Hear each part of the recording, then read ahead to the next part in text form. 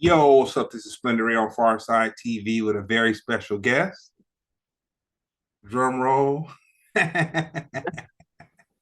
Miss Nancy Arteaga. Pronunciation correct? What's the It's correct good. pronunciation? No, you're right. I'm just messing with you. In English, that's okay. That's fine. But Arteaga. It's not like Art. It's the Ortegas, the people. There's three A's. So it's okay. You got it right. I Just got mess. it cool enough. Not cool enough. All right, I can No. I can live with that. So, um, I finally got you on with all the special curves and the ins and outs, but it's cool when I get to interview a friend. That's cool because I get to ask you the things that I'd want to ask you, but I'm too cool for school when we're not here, so then I don't Right. ask you. So yeah, we're gonna hop into it. But first, I want to give a special shout out to a couple folks. Um, Two of my biggest supporters, Little Mike and Abe, the crew, we gonna shout them. We gonna shout them out, and Big Mike too. We gonna shout them out, and then yesterday I did my little wicked obsession of Taco Nazo. So I went by there and I popped in like a secret. Oh, for anybody who's listening, Taco Nazo is a taco restaurant in Bellflower owned by my homeboy Omar. We have a secret obsession with taco nazo, and we get angry when one or the other doesn't invite one or the other. So, um, yeah, that's our Yeah, common denominator's food. and we gotta get. Matter of fact, my homeboy Amaru just popped in. He's gonna be in town the 10th, 11th, maybe 12th and 13th. But I'm gonna get him by Nozzle, him and his crew, because You get them fixed. The nazo yeah, fix. not Nozzle is bomb. I really. Oh, I'm gonna hop into the interview, but I'm gonna do something personal real quick. So I discovered something new at Nozzle yesterday. What? When you mix the watermelon fresca with the mango fresca, I you knew it get was a gonna involve that drink. Omar, if you're listening, that full order is like a large watermelon agua fresca every time. Yeah, so there's something special about that agua fresca. yeah. I go hard. I go hard. And you know what though? I've never had the nerve to eat fish ceviche. Like it's just not. I've never been struck because I'm not no octopus and all that kind of stuff. But when we went with Slink a couple months ago, that fish ceviche was pretty bomb. So I will throw that up there with the carne asada and the shrimp tacos and the fish tacos. So good. Even the chips are good. Everything's good. I'll eat the napkin. Yeah. So I'm gonna get away from the greedy me and we're gonna hop into the double dutch. So I met you several years ago. You did some intervention and you did the right thing by getting me straight on a situation, and I really appreciate that. So I won't go into the particulars and the ins and outs, but you did the right thing, and I appreciate you doing the right thing. So, with that being said, what city are you from? Oh, well, I'm gonna claim two cities because my partner always makes fun of me. So, my family's from Boyle Heights, but I was mostly raised in Downey. So, half and half both of my life. Once in the late 90s when things started getting crazy, my family made the pivot. So, most of us moved to Downey. So, but we would travel back and forth. My brother and sister were still going to school over there. I was still kind of going to school over there. So in the early 90s, we all moved to Downey, the Mexican Beverly Hills. Hey, The adjacent Boyle Heights, Downey. hey man, Downey is all right.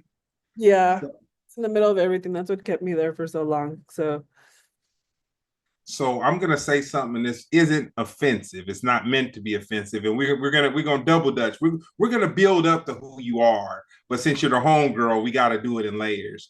But what's the first hip hop? And I'm super older than you, so I don't feel like you got to be too cool for school with this answer.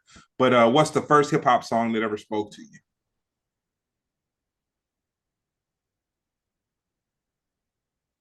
um my cousins and are about your age. So I Okay. my demographic of friends are people your age. It's really funny. Like Assad is old as well. So I'm just kidding. But the first, I'm gonna say Kid Frost, La Raza. All Um, right. and then Cypress, and then so yeah, that was one. I just kept hearing it everywhere. And it was just such a it had very easy lyrics as a kid. So that was always so easy to like just sing along everywhere you heard it. So I was very proud. So I'm gonna tell you something funny about Kid. Well, it's not funny, but it's actually kind of dope. So um, before I started working with the Far Side, and I was just like the homeboy that was around. They were the way they kind of came out. They kind of got ushered into the circles of hip hop royalty in Los Angeles. Yeah, that's the correct way to say it. They got ushered into the circles where like they really got to be in the presence of like OGs. And like Kid Frost was like a Don, man. He was like he was, I mean, it was crazy to me to witness like the level of respect that people had for him around him, like in music and outside of music. And that was just kind of amazing to me to witness it like with my eyes to be around that kind of energy. So nah, that's dope. Um, so you being younger than your older cousins and whatnot, did you ever think hip hop was gonna be as large as it is? Because it was not like where I grew up, it was more of anarchy music, like it wasn't something that automatically were affiliated. No, you're a cholo or It was punk rock. it was the punk rock of your time. And so it's crazy to see the metamorphosis of hip hop. Like you see Cypress Hill co-headlining festivals with Slightly Stupid, which is polar opposite. So it's really crazy how much hip hop matters and how it's just ongoing, and it's just very interesting when I see a festival bill and I'll see hip hop, reggae hip hop. So yeah. So since you went there, I'm gonna go off script a little bit from the questions. So you deal with a lot of bands. Um, the They've funniest thing about our relationship and knowing each other was me, like we know some people in common, and like you would kind of pop up in my space, I'm sure more than not pop up in your space. But the funniest thing was I was settling with Turtle and I had no idea that you guys were partners at one time, like business or management or whatever. And then like I don't know if he was texting me about you or you texting me about him. I'm like, damn, she everywhere. Like Shout out to Brandon Davis. Yeah, we started. So he had a bunch of reggae bands. I had a bunch of reggae bands, and our friend Jared had a bunch of reggae bands, and then our friend Nathaniel had a bunch of reggae bands. So we're like, hey, why don't we just make our own freaking collective? And so we did, and then honestly, we just all got kind of too busy with our own shit, and Jared was busy with Fortunate Youth, and then him and Turtle were started working with Silverback prior to him doing he was manager at the observatory. yep, And that's then how I knew him. so we all just kind of and just get too busy. Like ideas are great, but if you don't have the time for them. But we're still we're cool. So this is the interesting thing, and like if you're not in the scene, you'd be oblivious to it. The version of, like, man, I don't want to disrespect it or nothing like that, but I'm just gonna call it California reggae, like whatever it is. Oh, that's being nice. Yeah, like California reggae. There is such a huge scene for that, and like it's crazy because these groups, they're almost like a subculture of the sublime kind of movement where if you don't know about them, you don't know about them. But just because you don't know about them doesn't mean they don't headline these huge festivals and all this stuff going on. Which that was the amazing part to me. Like you have these bands that are. So I'm a South Bay guy. I live in Harbor City, been living in Harbor City, so on and so forth. And you have these bands that a lot of people in LA don't really know about them, but they have these followings like San Diego and all this kind of stuff where they'll do these huge festivals. And that like I get amazed by music. Like part of it. So my whole thing when so Brown pulled me into merch first, and then for merch, I evolved into management. And my whole fascination was when promoters would do shows, I was just really interested in the money. Like how does someone come up with money to throw a show? And so um all over the world, I'll ask people, but like in the most respective way, non trying to get into people's personal business and their ins and outs, but like so how do you come up with the money to throw this big thing? And so with that being said, me seeing these dudes that are, not what your mind would think reggae would be, to have this culture in California to headline these huge festivals just fascinated me, man. Like truly fascinated. Yeah, and I will say this on record, I hated uh California reggae prior because I come from roots reggae Yep. and Quinto Soul backs Sister Nancy, Horace Andy, Yellow Man, so many. So I was not used to hearing that type of music. I would automatically hate on it. And so then I got to meet them. And I'll tell you what, Greg, that scene is the most beautiful, nicest, tightest scene. Like they're just so very warm and welcoming. And then, people make fun of Revolution, like, a bunch of white guys. I was like, the lead singer's Persian. So it's really, really funny, the expanders are our guitar players Costa Rican, it's just that people don't know, like it's not a bunch of white boys playing reggae. Like we're from California and we have a certain sound. And the reason why Slightly Stupid came up was because they were the opener for Sublime.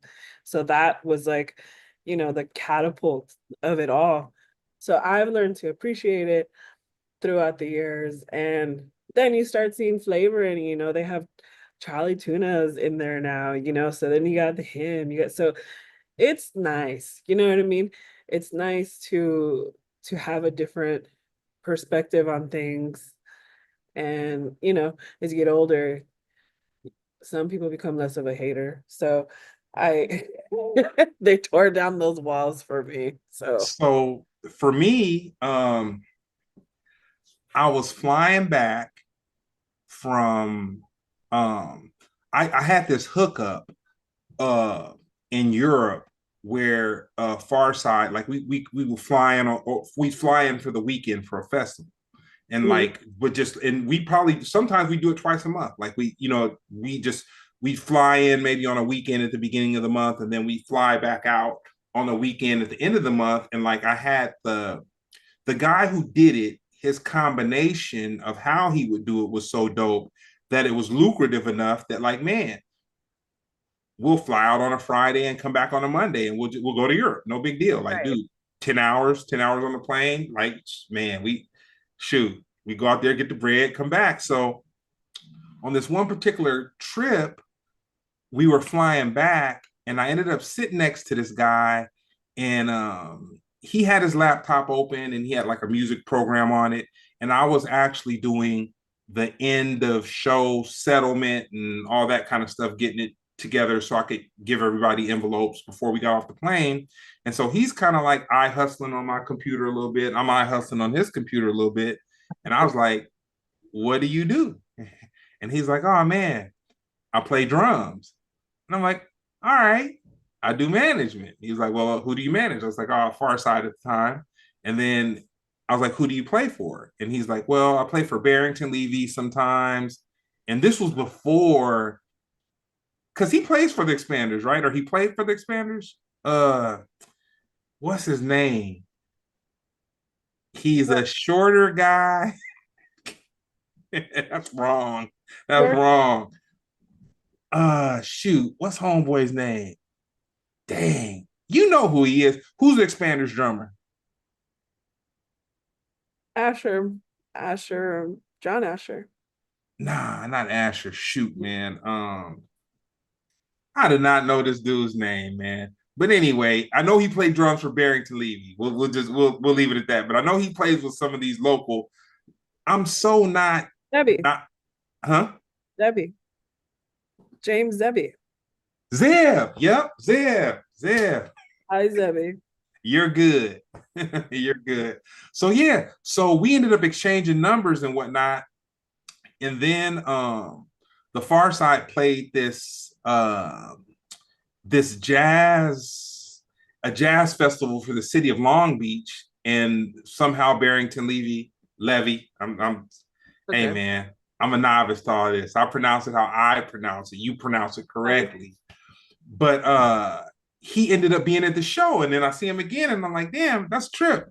I see him while we're flying back from Europe, and then he tells me that he plays drums for these reggae bands, and he's actually at the show. So then we got cool, and then by me talking to him, he kind of opened me up to how large this California reggae thing was. And like I said, if you don't know about it, it's easy to not know about it. But just because Right. you don't know about it doesn't mean they don't throw these festivals where you got like 20, 30,000 people or more, coming out to see this.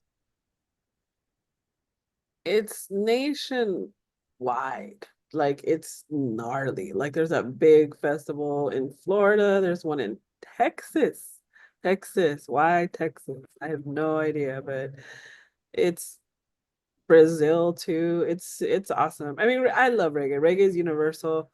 Um, the biggest the biggest love I've ever seen for reggae has probably been one of Makeda Dread's shows in like the World Beat Center. San Diego. San Diego, I could have a country revival show there and it'll still go off. They're just San Diego's always a great vibe. So the funny thing about it, I met this cat, Jose, who worked for Gorilla Union, and he's a tour manager. Like he's all over. He wasn't really a tour manager like that then, but he with his relations through Gorilla Union and Rock the Bells and all that, he just kind of like torpedoed off into this super road manager. And I had the conversation with him, and he was like, "Nah, man, it's a thing. You know what I'm saying? It's a thing." So I had to throw that curveball in there because that was just part of it. But your favorite hip hop movie? What's the one? Oh my God. Tupac makes a cameo in it. He's not in it. Like he comes out. Uh, same song. No? I'm gonna have to look it up. Oh, I know. I don't know the name of the movie, but Yeah, I have to look it up. Sorry, people. shoot, Digital Underground. Yeah. They were in it. I know what you're talking about. Don't know the name of it. Let me look it up. Nothing but trouble. Nothing but trouble. Is that it? Maybe, but I remember Yeah, hearing, it's with Dan Aykroyd. Yeah, yep, and Chevy. I'm a secret Chevy Chase fan for some reason. Blame my they mom. they sure did because they played the song in the credits. They played the All Around the World. But it's just like a what? Like you're in this. It's so cool. As a kid, that was just so fun to watch. I'm not gonna tell you the usual answers of oh poetic justice. I always thought that was so cool that that song was in that movie with Chevy Chase. Like what the hell?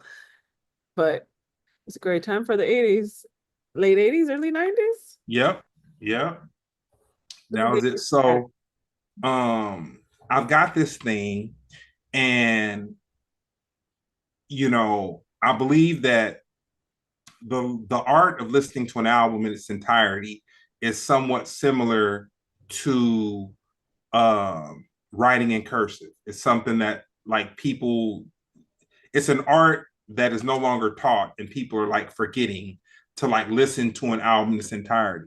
So every weekend, my goal is to listen to an album in its entirety. Oh man, that's So I won't talk about the albums that weren't dope, but a month ago, I will talk about the album that was dope. So a month ago, I listened to Queen Latifah's Wrath of My Madness. so good. And the dope part about it was that, or rather, the lesson that I pulled out of listening to that album in its entirety is that when a person does more than one thing really dope, it's easy to get lost in the sauce, and you don't, it's almost like they don't do either thing dope because you kind of forget. And Queen Latifah's a dope actress, but she's equal to or greater than a doper rapper. Yeah, But you don't think about it because you see her on the big screen and you get all the oohs and ahs out of the big screen. But she was definitely a forerunner, and she was busting when she was rapping, and and not to sound like the old fogey dude. Well, I do, and I am. I'm gonna own it. But it's like she wasn't talking about hooker culture. She was. It wasn't a whole bunch of profanity or whatever, but it was just really a woman on the mic busted, and that was dope to me. What's the last album you listened to in its entirety? look that up because I listen to a lot of music. Um, You don't listen to albums anymore. Nope. let's look at it. Let's look at. I won't say what my music source is because I will get shunned for it. Uh, I'm getting some laughs over here, by the way. Okay. I'm just gonna be completely honest. I've been listening to Anita Baker. Um, a TikTok trend went around for the ring my bell frequency, and I told my partner, I was like, let's see if this shit works. And so I've been listening to that every freaking morning. And then one day last week, I was like, I'm just gonna leave it. I'm like, it's really good. I was like, we're all just been listening to the same song over and over again for 40 years. But I was shocked. I was like, okay, I like this. But yeah, that's funny enough. That was the last album I listened to. All right. So moving on. Me knowing you personally, there's two things that pop up all the time. Uh-oh. and I and I'm privileged enough to come to Z Casa. Did I say And Anita so, Baker? Sorry, Anita Ward. Why did I say Anita Baker? Why didn't you stop me? Anita Ward, not Anita Baker. oh, okay. I was over there like, man, y'all in love, man. Y'all over there listening to Anita Baker in the morning time. I'm like, Sorry. Go ahead. Sorry. nah, that's okay. I'll take that. But Hello Kitty versus Star Wars. You seem to be obsessed with both of them. If you had to pick one, what would it be? Uh-oh. Mike is sitting right here. Yep, he's Star Wars, you're Hello Kitty. We can move on. I uh I don't know what is wrong with my brain, but my brother used to make, we only had one TV in the house, probably like most households. So I had to watch what he was watching. So it was either the Lakers, Star Wars, Back to the Future, Indiana Jones. For some reason, he was really into Saved by the Bell. So, but we only had certain Star Wars movies. One that we had was it was like an Ewok. It was only about Ewoks. Okay. And as much as I've watched most of the Star Wars movies, that's my favorite one, but it's like the worst one. Like Ah, the mechanics are you off. gotta let you Like gotta let that go. Yeah, it's so un, bad. until Disney, see, Okay, this is the thing. Disney A and lot of people hate CGI. on Disney, and like I call myself like a faux comic book series kind of guy or whatever. But when Disney gets involved, the writing may go to shit, but the CGI, the special effect, like all that, because of Pixar, is like on a whole nother level. You know what I'm saying? So I totally get that. Yeah, I'm gonna say Hello Kitty. I'm so sorry to everybody out there.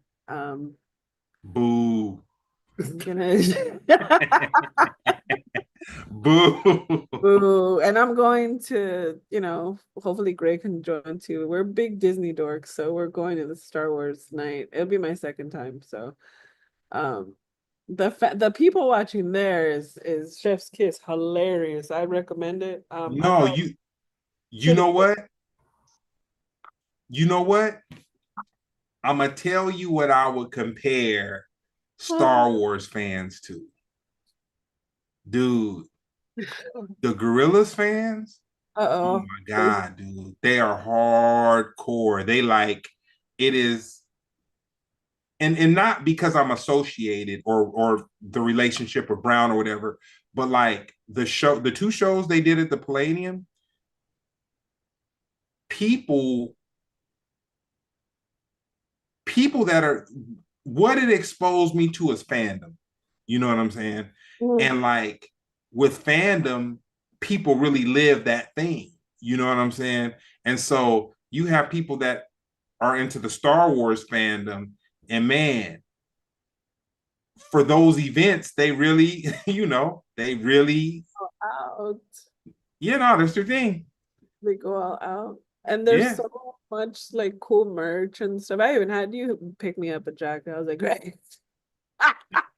I'm a semi fan too. I'm not like full, dedicated, but they have some awesome merch. Like just yeah. So I get the fandom. I totally get it because there's the cartoon aspect. So you get like the anime junkies too. So you get both best of both worlds.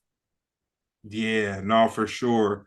So your junior high school soundtrack. That was so cool in my head. Um, I don't know where my activism started to pivot. Probably teenage angst and hormones, but I was listening to a lot of a weird ass palette. It was like the Stray Cats, of course, Morrissey, Depeche Mode, and Mono Negra, Mono Chao, also Underground. Um, yeah, I was really getting into Chicano activism music as well as um a lot of rockabilly. So I will say that it was an interesting palette with a hint of pop. So somehow I got into the Spice Girls. I don't know where that happened. Maybe marketing. Oh, I'm sure. So I'm gonna give you a funny story that I tell people about rockabilly. Uh-huh. You know, today, depending on where you go, you can run into like the 70-year-old guy with the pompadour and he That's has bringing some on to life. cigarettes rolled up on his sleeve. Yeah. And I ask people, why do you think a 70-year-old guy is wearing a pompadour with cigarettes rolled up on his sleeve? Can't let go of the good times. No, I tell people because it worked. He stuck with at one time. That That one. got him women, it got him whatever it is, it worked. And so you can't go hard on the people that are rocking an older style, you Having know. having known so many rockabilly men throughout my life, it's so much fun to watch the transition because they're either like everybody's having a midlife crisis, so they're either a skinhead because they're going bald, or like they look like they're one of the cowboys in Knott's Berry Farm. So it's quite interesting to see the Yeah, transition man, I don't because they're losing their hair because it's so much like tres flores or Murray's or whatever they used to put in their scalp that they thought was not clogging their pores back then. So that's fun to watch. Um, yeah, they still have style. You can still see it in like my grandpa, he still did that, which is so funny. I'm like, wow, he okay. got girls doing that. Guy who feels cool. Yeah, that's why. And it's so funny. Uh, you put the special little Spanish pronunciation on it, but I ordered 3 flowers for my pops to this day. That's what Of he rocks. course. I can't believe it. I mean, it's still around. I see it Yep. at the liquor store. You see Well, it. shit, I don't do that. I order it on Amazon. I get three. I get I three. said, I get three at a time. at the That's his three. thing. I get three at a time. So your senior year in high school, you're about to graduate. Oh, real quick, I'm gonna shout out your homegirl Nancy. I mean your homegirl Monica. She says, "I love you, Nancy." You know what I'm saying? So we're gonna give Monica a little love. We love you, Monica. Monica O. Monica. Yep. Hi, Monica.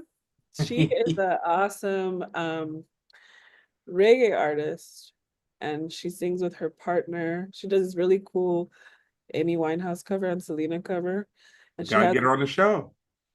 for sure she has a very Mazzy Starish voice with her own kick. So um yeah. So senior year I was angry because I wanted to leave. But are you asking me what my favorite album was that year? Nope. Darn I jump all over myself. it. I was Okay. asking you, so in your senior year in high school, you're about to graduate. What did you think your path was gonna be? Oh my God. So it's really funny because I thought I was going to be a revolutionary Oh and my God.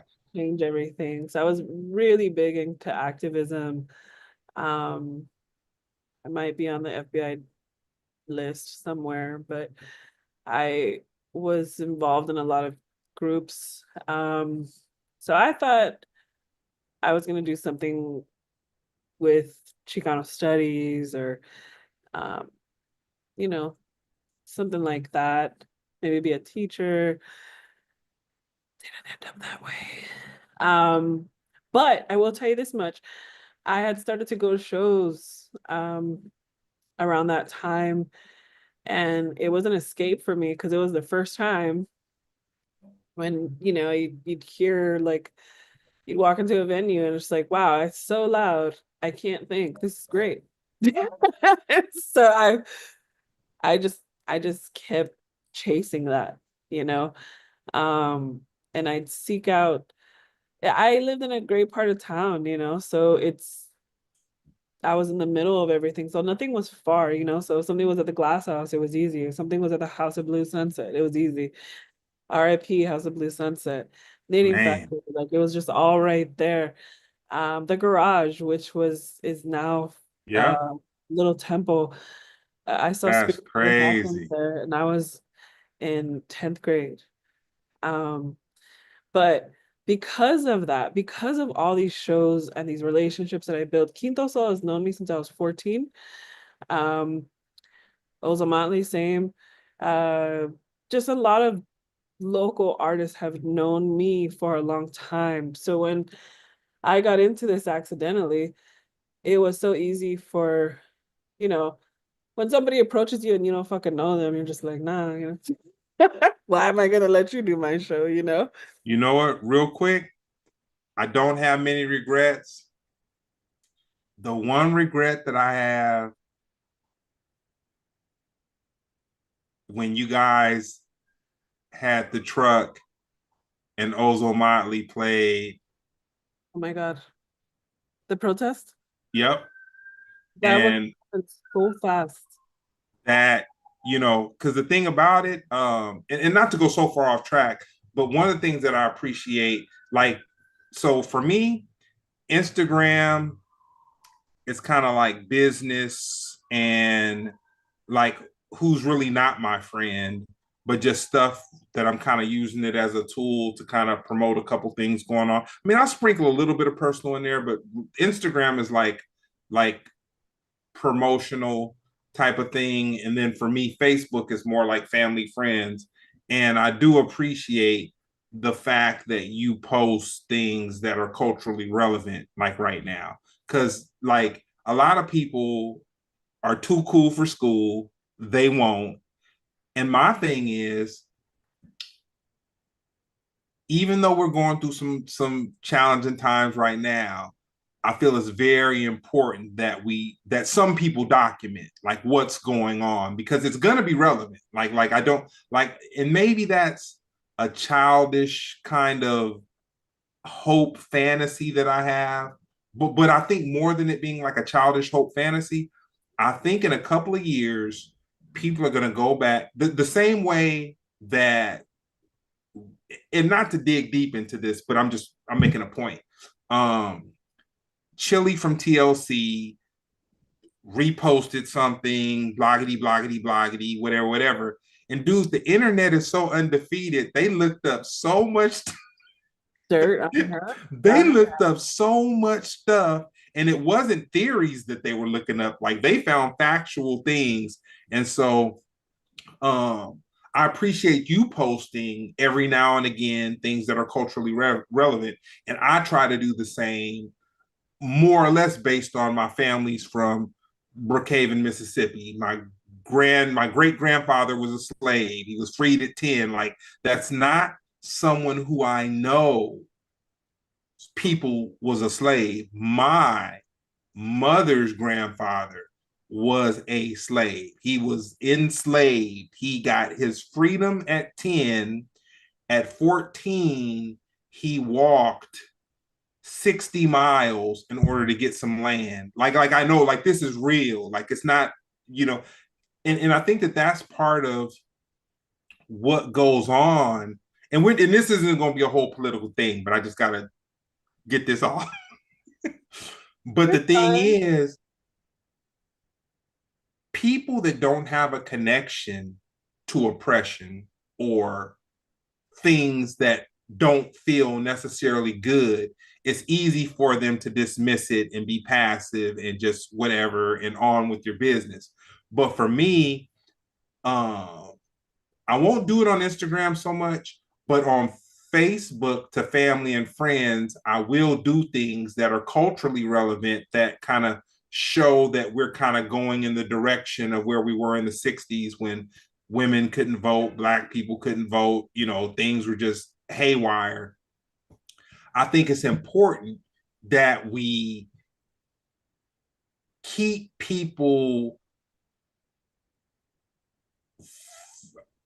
I don't want to say this word because people have bastardized it, but be woke. Like people need to be woke. Like you need to understand that Germany didn't just end up the way that it was. There was a domino effect, and there was little things that started happening and trickling down to it turning into what it did. But I say all that to say I appreciate the posts that you make on social media that are relevant to what's going on right now. So with that being said, you were 14 years old. You met Quinto Soul. You knew those guys and whatnot. So what got you like? What was your first job that had to deal with you dealing with bands? Oh no, we're gonna go there. No, it's not bad. It's so funny. This is all gonna lead back to Slowpoke. Are you ready? This is so funny. So I knew Slowpoke because he was in a band called La Paz, which is with Ricky Chavez, and they play political hip hop. So I knew him from then. I don't even think I've ever told him that. He just probably thought I knew him from like the scene or whatever. But I became friends with him on Instagram or Facebook or MySpace. I don't even fucking know like Real which. quick, Slowpoke. He does Motown on Mondays. He's a fixture in Los Angeles. He does clubs, dope DJ, so Best on and so Booyah forth. DJ ever. He's the best DJ ever. I love him. I love you, Slowpoke. And it's so funny. I was at Gargamel's birthday party, and I mentioned you and Assad. I think I mentioned you, Assad, and Mona Lisa. And I don't know if he texted the picture or something, but he's like, "Oh, I'm gonna hit them all right now." I'm like, Yeah. Um, so I hit him up and I'm just like, hey, it's my birthday. Can I do you have anything going on? Are you playing anywhere? And he's like, yeah, yeah, like come down to the Rhythm Lounge. I'm like, where the fuck is the Rhythm Lounge? Rhythm man, Lounge is on Pine, was on Pine. I think it's Cuban Pete's now. Maybe it's not I there anymore. remember the Rhythm Lounge. And then I love you, Johnny and Susie. They're the former owners of the Rhythm Lounge. It was an awesome venue, and they also had Barrington Levy. It's there. A lot of great reggae acts. But I laugh because so many beautiful relationships came from Slowpoke. So anyway, so one day he hits me up and he's like, "Hey, uh, so we became friends after I had my birthday party at one of his nights." And so he's like, "Hey, I need somebody to come with me. Tonight is the last root down at El Cid." And I'm like, "I don't want to go." He's like, "I need your help. I need help getting emails." And I'm like, "I don't know how to fucking get emails." He's like, "You just have to walk around." He's like, "I'll pay you." I was like, "Okay, cool, baby. Okay, cool. Let's go." So I went, and then at the end of the night, I don't know if it was Miles. It was Miles. Miles Tackett from the Breakestra and the Funky Soul. They're like, Yep. "Hey, can you do this for my club? It's called Funky Soul." And there, Ah, ladies and gentlemen, things cultivated. I started helping the root down because it came back 5 times. Probably come back again because that's just what happens with hip hop. Um, and then I started working with Funky Soul, and then I started working with a club that Slowpoke had called Sonido Sundays, and that was at Little Temple on I Sundays. And remember. yeah, so it was with him and Arturo, rest in peace, De La Torre, and he also did Root Down. So it Wow. was all kind of intertwined. I started bringing in bands. Real quick. Arturo was like, and we not gonna get into the whole story, but he was Art Don't Sleep, right? Yeah, we won't get into the story, but yeah, because he was the door dude. He was the dude at in Yeah. that Gaba. Okay, He gave we'll him go that on. name.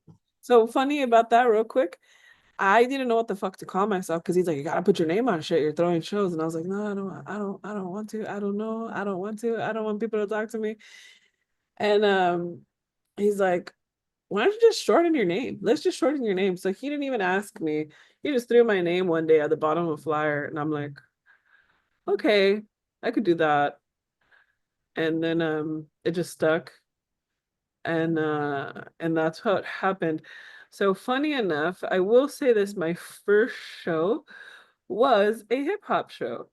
My first big show, 2012, was with Public Enemy, and it was a fundraiser for LA Can, which is a nonprofit with Brother Pete White. Um, And so what they do is they help people, get off their feet. They help them get jobs. He was the one that placed the first hand washing stations in downtown LA with the homeless crisis that was going on. So who else was there? Hold on. I know that I want to say the Egyptian Lover. Um, funny enough, Kid Frost. Um, Prophets of Rage too were there. Yep, it would have been because that's Chuck D was in the group. So we do this concert, and then he's like, I was like, hey, because I see cops surrounding us, and this just shows how much I need you to meet him because he's just so great. I'm also doing Juneteenth with him at the Regent, but he was just like, I was like, hey, do you have a permit for this? And he's like, nah. So I was like, what do you mean? You don't have a permit for this? And he's like, well, what's a block party? He's like, I own, like, this is our spot, like, it's the end of the block. He's like, what the fuck they gonna do? He's like, we'll be out right now. So as soon they told us to wrap it up was as soon as like we were wrapping it up. So I was like, oh my God, did we get that's crazy. So um so much anxiety that day, but they pulled it off. Um, but yeah, that was my first big show. Um, but yeah, prior to that, Slowpoke had I blame Slowpoke. And I was booking these bands, and I was also referring them to other shows because people would ask me, "Oh, you have any bands or whatever?" So I'd refer them. And they're just like, "Hey, why don't you just be our manager?" And I'm just like, "I don't. Can you read this? I don't know how to read this." And I'm like, "I don't know how to read it either, but okay, like let's learn together." That's how that fun started. Yeah. Dope. I got a real quick gobble one for you. So, um, Brown and I go to GABA on a Which Thursday two night. Gabas? Was it the new one or the revamped one? The one on Melrose. Yeah, the one on Melrose. It was the one on Melrose.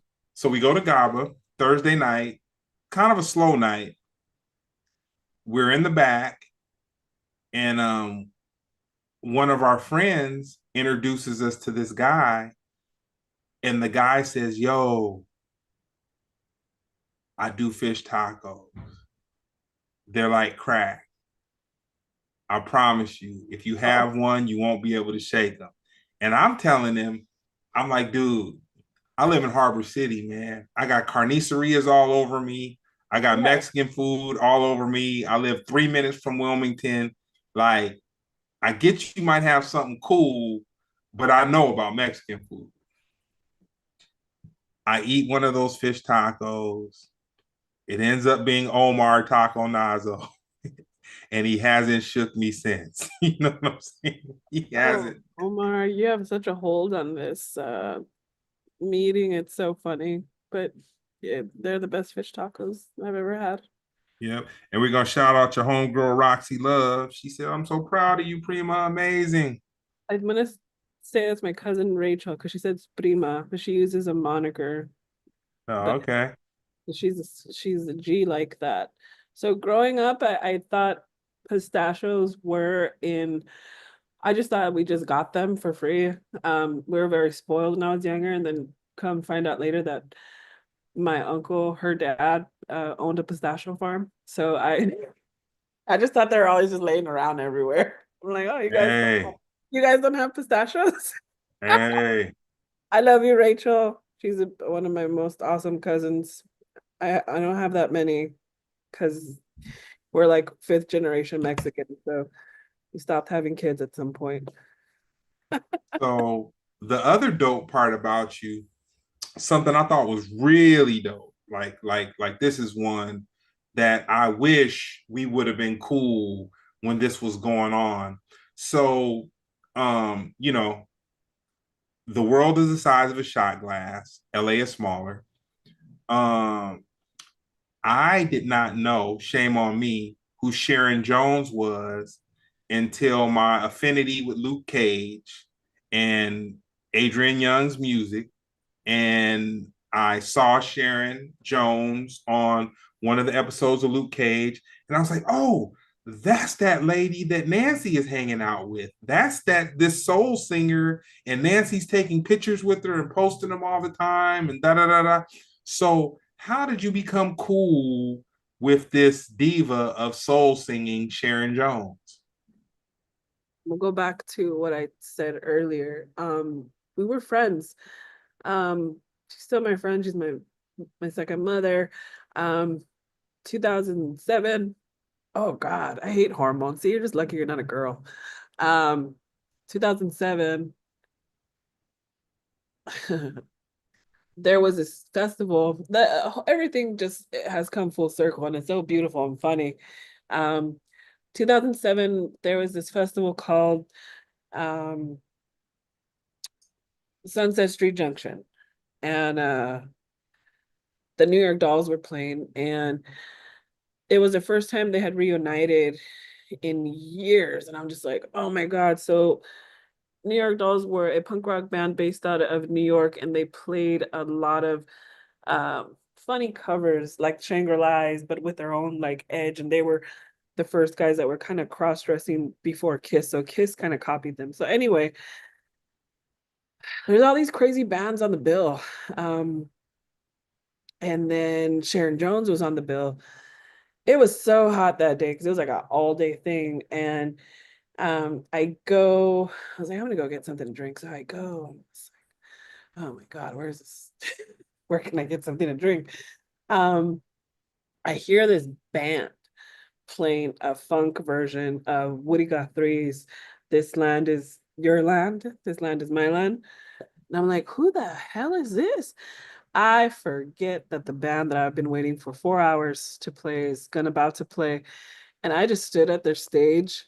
There was nobody there. There might have been like 10 people there. And I was just standing there. And I'm like, who are you guys? You know, where are you from? And every time, so they started coming to town. They played at the so funny. They played the Henry Fonda. It was half packed. And they played what did they play? Oh my God, I could see it. And as the El Rey they played, and then it starts. You see it. I saw the evolution of the whole band, and I just thought it'd be like, hey. So I became cool with all of them. Binky Griptite, lead guitar player, lead horns player, Kochimiya Gastelum, Tommy Brennick, and we have been friends for years. Every one of basically everybody in that band has pivoted to many things. Like Tommy has his own label that I still work with called Diamond West Records, and he stepped away from that from Sharon Jones for a minute to do Budo's band. So many things came out of that, but I had known her since that day in 2007. So we had been tight since. And so every time they came to LA, hey Nancy, we're here. Hey Nancy, come Did down. you Like did you realize that she was a James Brown level soul singing diva? uh, That's the part like I didn't understand. So me just being a social media, because this is before we were like cool. This was like I was just like your social media friend, and I see you taking pictures with her, and then I'm watching because I'm obsessed with Luke Cage. Like that's my thing, and I'm watching it, and she's singing, and then I do my research, and I'm like, damn, does Nancy know? yeah, she was so fucking funny. Um, My favorite part was people thinking that this small, tiny 5'2" woman not like didn't know all that was gonna come out of her, like she has a 10-piece band, and I'm just dying because once she took off her shoes, she wasn't playing around, you know. One time Prince joined her. She's also she was a former correctional officer. So she didn't give a fuck if she needed to throw somebody off stage. I seen her do it. There was some girl one day, she got drunk and she was like trying to freak the horn players. And she's like, these are married men, leave them alone. I was like, whoa. But this tiny woman, that powerful voice, it was an honor to. I saw them at the George Lopez show. I saw them at the Tonight Show. Saw them at the oh my God, the guy with the red hair. What's his name? Jimmy Conan Kimmel. O'Brien. I saw them on Conan O'Brien. Like I'd just be like, I want to go. Like, oh, you're coming. Come on. Um, I even had to help Binky one time, the guitar player, because they had just came back from Brazil, and when he got his they shipped not shipped, but when the guitar was, I guess, in the plane somehow, humidity, water got in it. So I had to go fucking to the Gibson showroom, get him a new guitar, and they gave it to him like whatever. It was crazy. They're just like, oh yeah, this is for Binky. I was like, what the fuck? All right, cool. So at this point, they were on like, different shows. And then the last show that I saw her at was um sound check for Hall and Oates. Wow. Uh-huh. But I did an after party and she came and everybody's like, oh shit. Nah, she was a big deal. Like I saw the pictures on social media, and it's a shame that I had to see her on Luke Cage, and then I'm like, okay, I need to go down the rabbit hole on this one. It's either you knew about it or you didn't. And if you did, it wasn't big, like you would just dive in. It wasn't just like one song. I don't know who did their licensing, but they did an amazing job. I would just be at the supermarket and I was like, what the fuck? I was like, okay. I'd be at the movie theater. What the fuck? Like, so, you know, she had, a really great bass. And I don't think that she got to see a lot of it, but um she was awesome. I loved her very much. Still do. And I can barely listen to her music now. Just barely. I choked up just even talking about her in the beginning of this, but she was she's so funny. She loved the filet of fish. Um, if we wanted to like uh, just a quick, something quick, she wanted a filet of fish. Um, she's a regular person. But my favorite, I shit you not, she just take off them shoes and it was on. I was like, okay, she's about to school you guys right now. No, that's why I had to and God rest her soul. But I had to bring it up because it's one of those things where you had pictures of her and you could tell that the two of you guys adored each other. And I didn't pay too much attention to it when I saw it on social media. But then when I saw her on Luke Cage and I did my research, I was like, oh, dude, she's like James Brown level. Like she was that soul singer. So I loved watching the crowds there because you've gone to shows, I'm sure you could spot like the same people every fucking show.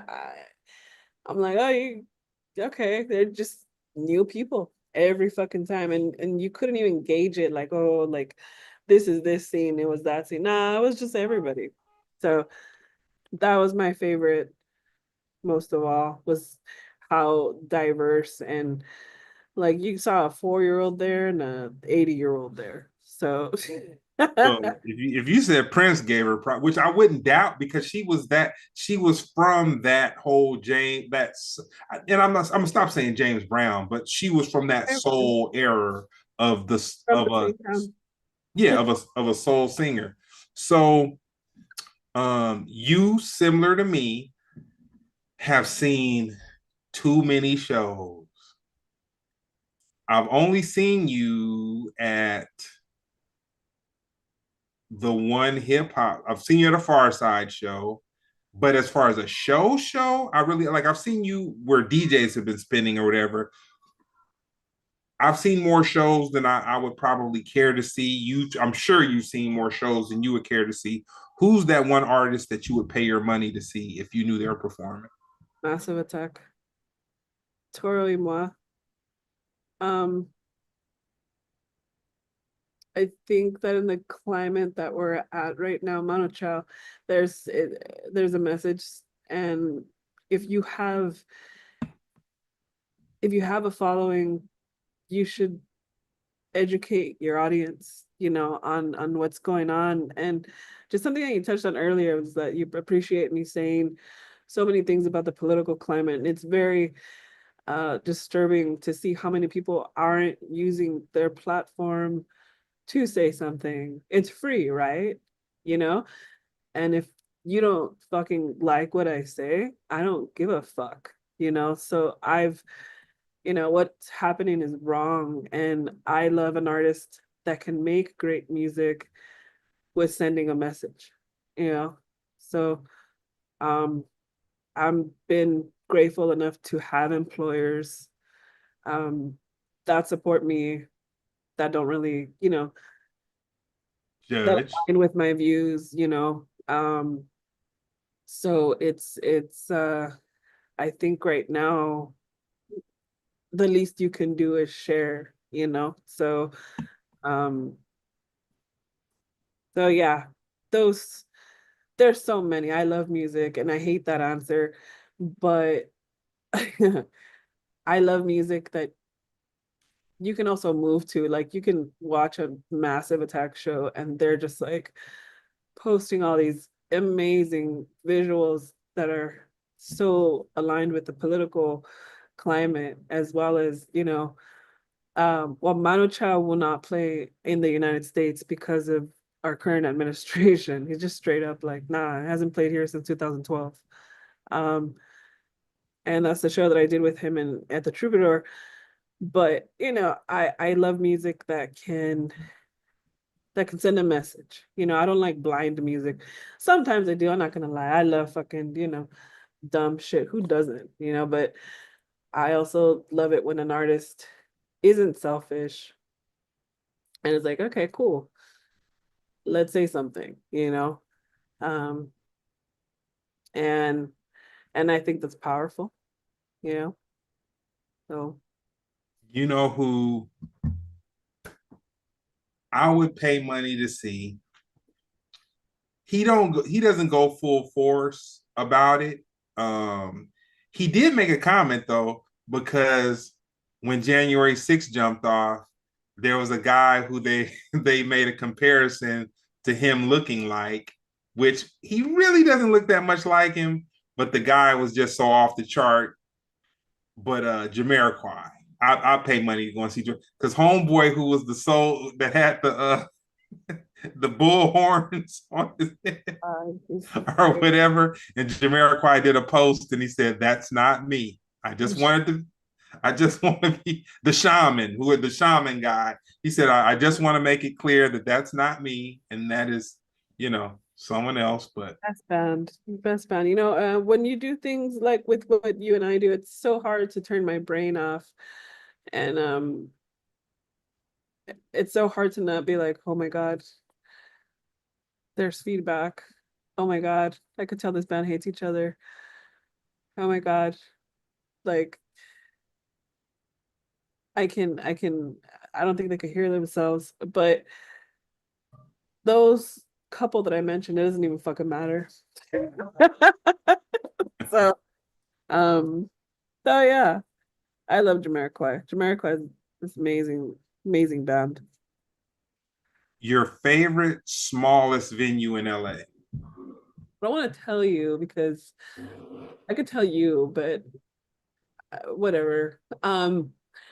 I I'm such a hoarder, huh? Uh, I let it get. Got just okay. So this is something we're gonna go back to that. I'm gonna tell you, but so This the thing though.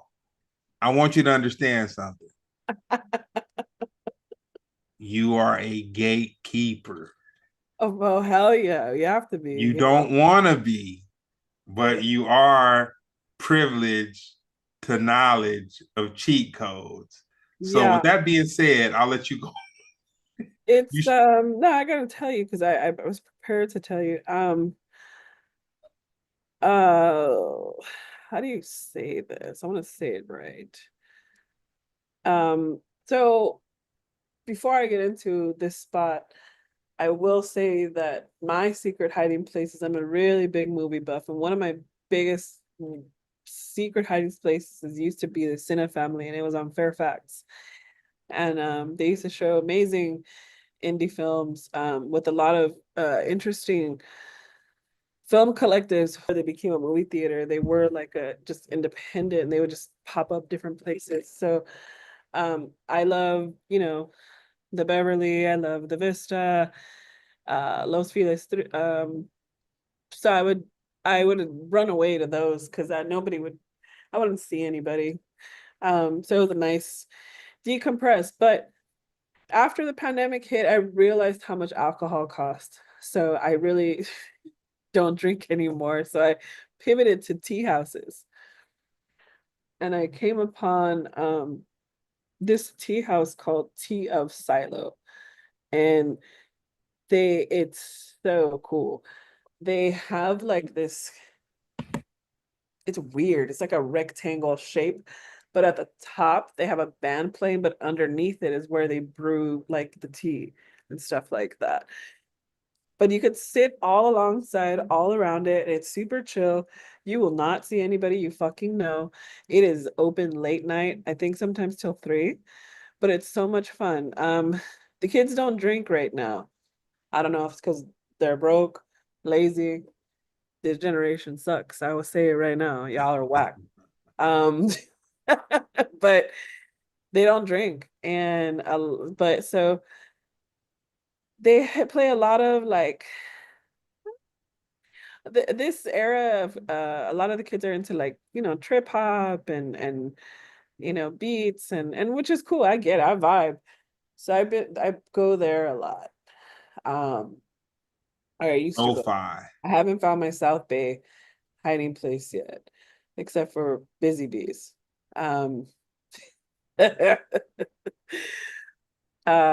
yeah, I definitely recommend it to my non-drinkers, or just my night owls. It's a great place to um, go decompress and just try something different. There's so we're so spoiled in Los Angeles, and there's so many things that are undiscovered. And just like the jazz night that you go to, the Miracle Theater also has a really great jazz night monthly. Um, the love song, I have to shout out where I work. So the love song is also really great programming in 100 capacity venues. So it's like you getting these small, intimate things where, somewhere in Boise, Idaho is only getting like a freaking Blink-182 cover band every night. So we're very spoiled. Tell me this. Um, I saw Dame Funk make a no, it was Dame Funk didn't make a post. Faith Evans had did a social media post and it was in LA and it reminded me. Did you ever go to Funkmosphere, Dame Uh-huh. Funk's club? I've Oh been my God. Like on that's my stuff. Like me, I've I been on like places that are like 80 to 150 capacity, great music. I like to go in and kick it for about 20 or 30 minutes and I'm out. Like just enough to get full off of the music and the vibe and then be yeah. gone. I made some wonderful friends. Shout out to Laraj. It was in Culver City, and I'm blanking on the name, but Billy Goods is one of the DJs. He's in Boogaloo Assassins. He plays timbales. Um, That's crazy. Daz introduced me to Billy Goods at Skate Master Tate's memorial in Highland Park at this club. And Daz was like, this is a DJ you need to know. Like he's spinning 45s. He's like, this is a DJ you need to know. And I did not think about Billy Goods until you just mentioned this. yeah, I was a silent assassin. But yeah, I love Funk Mixed. We love having done Funky Soul in LA for 13 years. We had to, align ourselves with all the funks. So uh I'm very funny with how I define different elements of funk. So I call it the one funk club. So basically computer beats. I'm stupid. So, uh, yeah, they're great. I miss them. I try to book Laraj and Billy, um, when I can. Um, Dame is from Pasadena or Altadena. I forget where he's from. I can't. Those two. I want to say Pasadena. Brown's from Altadena, but he knows Dame. But I believe Dame's from Pasadena. There's a whole Pasadena, Dina, like Oh no, it's a being from thing. there. Like, what the heck? John It, B's from there? This it is so funny. it's a thing. Uh, Home of Back to the Future as well. I saw a DeLorean on the freeway 2 days ago. It's a great car. That was pretty awesome. So nah, man, we've hooked it up. We're gonna come back. We're gonna do a whole another one. I didn't even get into it. But it's not for everybody to know everything you do, but we got into a lot of it. So I'm gonna ask you this one. What's the best advice you've ever received? So, one of my first bosses, his name is Edwin Arreave. He was on the Real Housewives of Beverly Hills, and I was his assistant for a long time. And I'd come to him and I'd just be like, "Bah, this is going on." He's like, "Okay, we need solutions, not problems." Kind of like, "I love you, Edwin," but that was kind of a shitty thing to say. But but it shaped me in a way. So I'm like, all right, cool, you're right, bet. Like, I will have a solution, but I'm gonna tell you this fucking problem that I have, but I will have a solution. So yeah, I helped him with his company, and I oversaw, I don't even know how many salesmen, but I helped him throughout his entire company. But um, I wear so many hats there.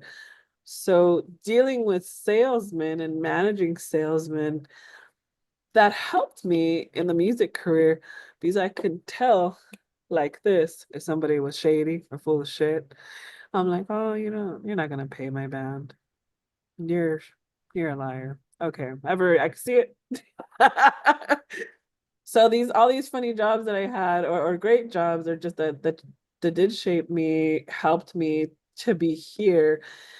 And just to wrap it all up, so I mentioned the Sunset Street Junction that was founded by my boss that I have today.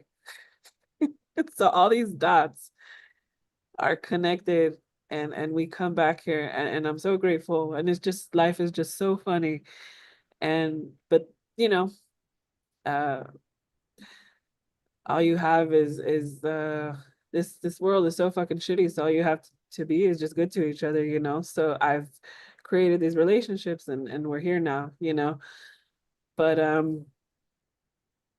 yeah, it's just so funny. Everything's just comes like full circle, and this is linked to that, and that's linked to this, and this.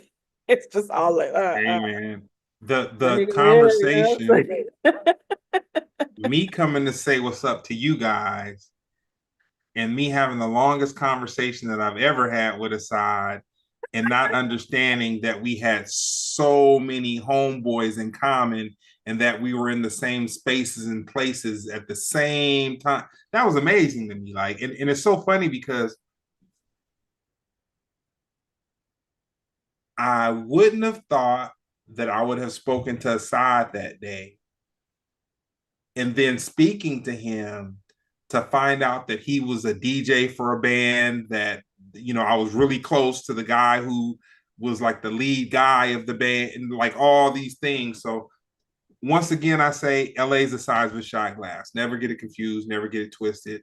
right, Um, on to the next one. If you had a biopic, what would be the title?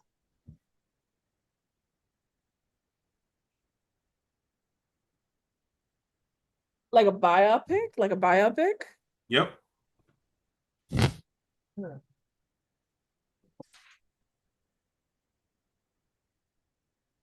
I don't want to say it.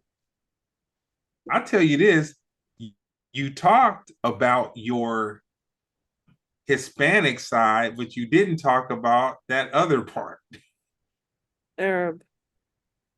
Yep, the Yeah, I best. don't know that part because I'm adopted. So all I know is this part. So um so that's why I don't really know. The only reason why I even know a lot of it is because I went to school with a lot of Egyptian Lebanese, and we had what is called a block period. So we had 2.5 fucking hours. So we had 3 classes a day. I didn't learn anything. But I did learn a lot of Arab because of them. Shout out to Marvin, Yazin. Like once they found out, they're just like, "Ah, let's teach you," you know. So I that's where I learned. That's funny enough. But I'm Mexican, man. What's up? Uh, She said, "I'm Mexican. What's up?" I don't know. Just it's my biopic. I love hard, man.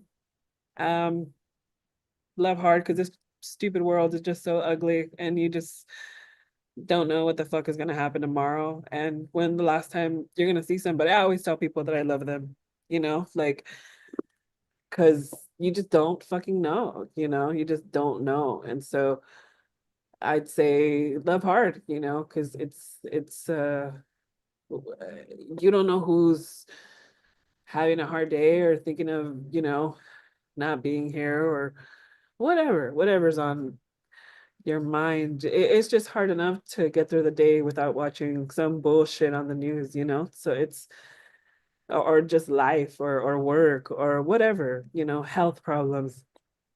But as you get older, um, I just always try to tell people that I love them because you just don't fucking know in this crazy world.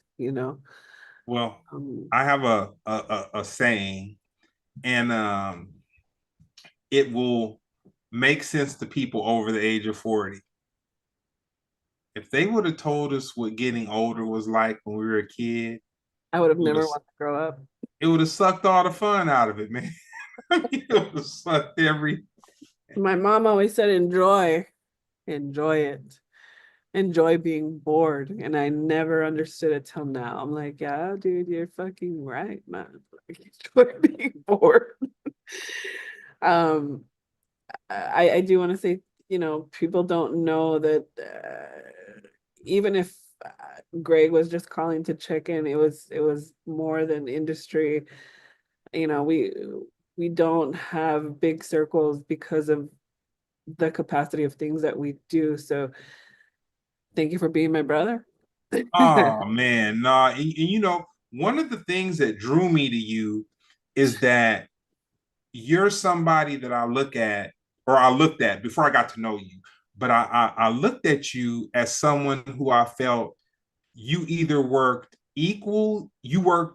equally as hard as me or harder, and then with you kind of doing the right thing with one of your older bosses that you had and kind of advocating for me, I kind of felt like I kind of felt like, man, I got to look out for her. Like, man, she really stood up and did the right thing when your boss was definitely not interested in doing the right. And it wasn't anything personal towards me. Like, I know it wasn't personal. That's where Fun. just where he's at. You know what I'm saying? That's just where he's at. So through that, we started talking. And then when COVID jumped off, and I was, slanging my masks and slip mats, and you were linking me with your bands and everything, I was like, damn, she's cool people. Like, man, and you gotta, you really should treat everybody right. But when you have people that go out of their way to be right, those are the people you really gotta covet. Like you gotta, because the thing about it is, because I know you deal with a lot of people, like on a responsibility level, I kind of feel like, man, I can't let her get jaded. Like she like she's dealing with Happen so. every week. Oh man, because I go through the same thing, but my counterbalance and it's kind of like Brown. You know what I'm saying? Brown, he'll tug me to this, like he'll, because I'm quick to be opinionated, but I've verbalized my opinions with him, and he'll say, "Dude, you're jaded. Like you have to understand." that you may have privilege that other people don't have. You may have experience that other people don't have. And so Yeah. when you get people that get you, that he'll say, like, when you get people that get you that way, you got to understand they may not have been exposed to what you're exposed to, the experience, the people, the environment, and all this. And then I kind of balance it out and I think about it, I'm like, damn, you know what? He's kind of right. Like not to just let myself get abused by people, but to give like a shot glass of grace where, like, you know what, man, people are people. But the thing about it is I know who to, I won't say I know, I'm better at knowing who to let into the tribe. And dude, I really appreciate you and your folks for being something close to me that's real. You know what I'm saying? That is, it's very much appreciated. And the fun thing about Greg and I, we both dislike the same people, so we know we're not crazy. That's the crazy part. That is the I mean, like, you crazy know what? part. Me too. That is the crazy part. And he introduced me to CMOS. So from CMOS to slip mats, we've done so much with each other. And I don't really let people interview me because I talk a lot of shit. But you know, Oh it's yeah, I worked hard for this. I definitely worked hard. And with that being said, oh, where can people find you on social media? at Nance Art Productions. Dope, dope, dope, dope. So she's not cheap, but if you want something ran right, she will run it right. Gotta throw me a bag of Funyuns. It's I'll bend. You'll run it right. And with that being said, this is another episode of Splendid Radio on Far Side TV, and I appreciate you.